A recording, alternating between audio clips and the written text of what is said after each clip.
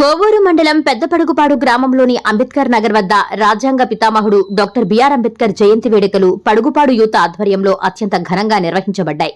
ఈ కార్యక్రమానికి ముఖ్య అతిథిగా విచ్చేసిన టీడీపీ నాయకులు దారపనేని శ్రీనివాసులు అంబేద్కర్ విగ్రహానికి పూలమాలలు వేసి ఘన నివాళులు అర్పించారు. అనంతరం పడుగుపాడు యూత్ మరియు ఎంపీయూపీ స్కూల్ విద్యార్థులు నిర్వహించిన భారీ ర్యాలీలో ఆయన పాల్గొనగా విద్యార్థుల జయభీం నినాదాలతో ఆ ప్రాంతం మారుమ్రోగింది. ఈ సందర్భంగా శ్రీనివాసులు మాట్లాడుతూ ప్రతి ఏటా అంబేద్కర్ జయంతిని ఇంత ఉత్సాహంగా నిర్వహిస్తున్న యువతను అభినందించారు. తనను ఆహ్వానించినందుకు ధన్యవాదాలు తెలుపుతూ విద్యార్థులకు అంబేద్కర్ ఆశయాలను వివరించారు. ఈ వేడుకల్లో భాగంగా విద్యార్థులకు స్నాక్స్, బుక్స్ మరియు స్టేషనరీ పంపిణీ చేయడంతో పాటు భారీ అన్నదాన కార్యక్రమాన్ని చేపట్టారు. ఈ కార్యక్రమంలో పాఠశాల ప్రధానోపాధ్యాయులు సుధాకర్, చిట్టిబాబు, షేక్ అహ్మద్, ఎల్లు శ్రీనివాసులు, నావూరు శ్రీనివాసులు, పడుగుపాడు యూత్ సభ్యులు, మహిళలు మరియు విద్యార్థులు పెద్ద సంఖ్యలో పాల్గొని కార్యక్రమాన్ని విజయవంతం చేశారు. ఈరోజు అంబేద్కర్ జయంతిని పురస్కరించుకొని ఈ కార్యక్రమంలో మమ్మల్ని భాగస్వామ్యం చేసిన కమిటీ వారికి, యూత్కి అందరికీ కృతజ్ఞతలు. అలాగే ఈ మహానుభావుడి గురించి చెప్పుకోవడానికి చాలా అంశాలు ఉన్నాయి.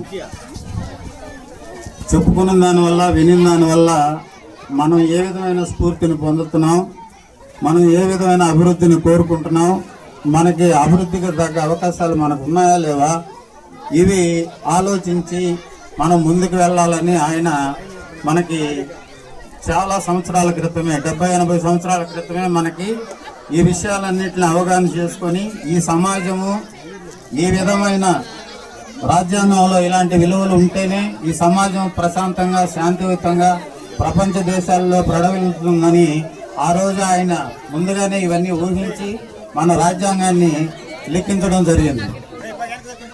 ఆయన పుట్టుగా ఒక మెహర్ కులంలో పుట్టి జన్మించడం వల్ల ఆ రోజున్న సమాజంలో, ఆ రోజున్న మన సాంస్కృతిక ప్రభావము అతన్ని ఒక అంటరాని వాడిగా, ఆ కులాన్ని, ఆ వ్యక్తుల్ని, ఆ కుటుంబాన్ని చూస్తున్న సమాజంలో చదువు ద్వారానే నేను అభివృద్ధి చెందగలను, నేను గుర్తింపు తెచ్చుకోగలను అని భావించి చిన్నతనంలోనే ఒక పాఠశాలలో ఒక 100 మంది పిల్లలు ఉంటే ఆ 100 మంది పిల్లలు 99 పిల్లలు లోపల కూర్చొని ఒక పిల్లవాడు బయట వరండాలో కూర్చొని చదువు వినాల్సిన పరిస్థితి వస్తే విద్యార్థులుగా, ఉపాధ్యాయులుగా సమాజంలో ఈరోజు ఆ పరిస్థితులు ఊహించుకుంటేనే మనము అసలు ఈ సమాజం పట్ల ద్వేషం వస్తుంది, ఈ సమాజం పట్ల విపరీతమైన కోపం వస్తుంది, ఈ సమాజానికి ఎంత చెడు చేయాలో అంత చెడు చేయాలా అనే ఆలోచన వస్తుంది.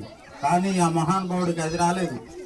నేను అభివృద్ధి చెందాలి, నా ద్వారా నా కులం అభివృద్ధి చెందాలి, తద్వారా నా దేశం అభివృద్ధి చెందాలి అనే ఒక గొప్ప దృక్పథంతో అక్కడే కూర్చొని చదివి విద్యాబుద్ధులు నేర్చుకొని ప్రపంచంలోనే అత్యున్నతమైన డిగ్రీలు, అత్యున్నతమైన చదువులు చదవగలిగి చదివి తదుపరి ఎప్పుడు వచ్చింది ఆయనకి ఆ గౌరవం, భారత ప్రభుత్వం ఏర్పడిన తర్వాత రాజ్యాంగం రాసుకోవాలంటే ఆ రోజు దేశం అంతా జల్లెడ పట్టారు ఎవరెవరు మేధావులు ఉన్నారా అని.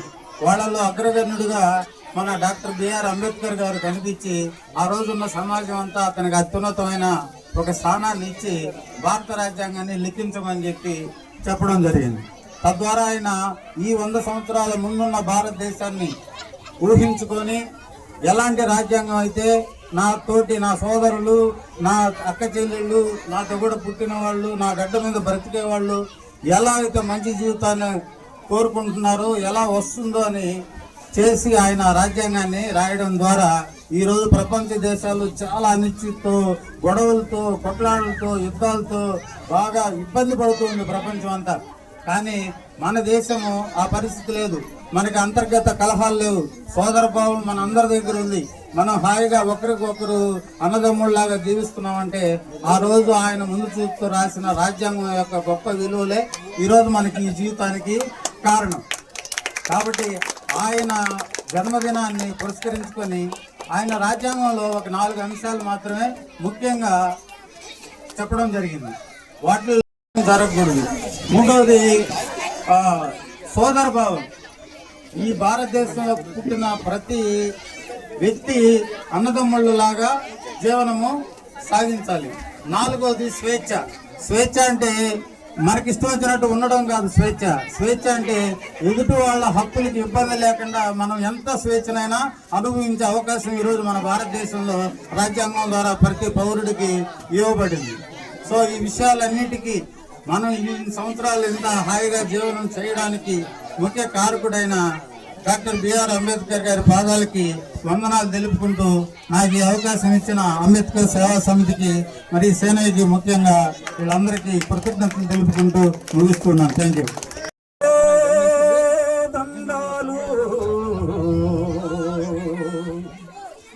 బాబా అంబేద్కరా అంబరాన ఉన్నట్టి చుక్కల గొరవంగు ముందుగా నిన్ను తలచి పాటలు పాడేను చీకటి మా బతుకుల్లో సూర్యుడు పడవంగు అందుకో దండాలు బాబా అంబేద్కరా. మీ తల్లి భీమబాయి, మీ తండ్రి రామోజీ, మీ ఊరు అమ్మవాడ, మీ జిల్లా రత్నగిరి.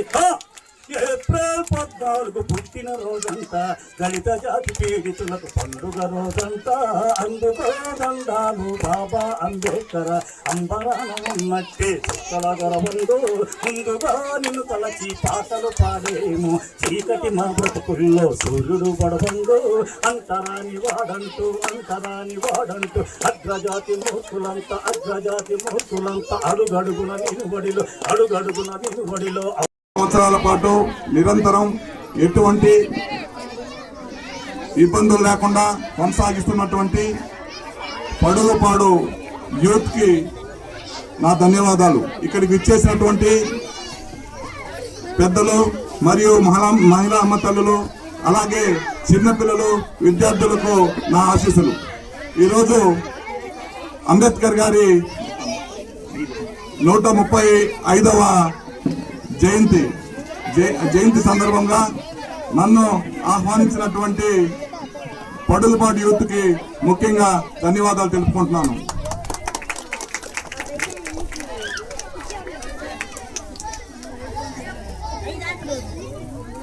గురించి చెప్పాలంటే ఒక రోజు కాదు, ఒక నెల కూడా సరిపోదు. ఎందుకంటే అంబేద్కర్ గారు మహారాష్ట్రలోని ఒక చిన్న కురు గ్రామంలో జన్మించారు. ఆయన ఎంతో కుల విపేక్షకు గురయ్యారు. ఆయన చిన్నతనంలో జరిగినటువంటి ఎన్నో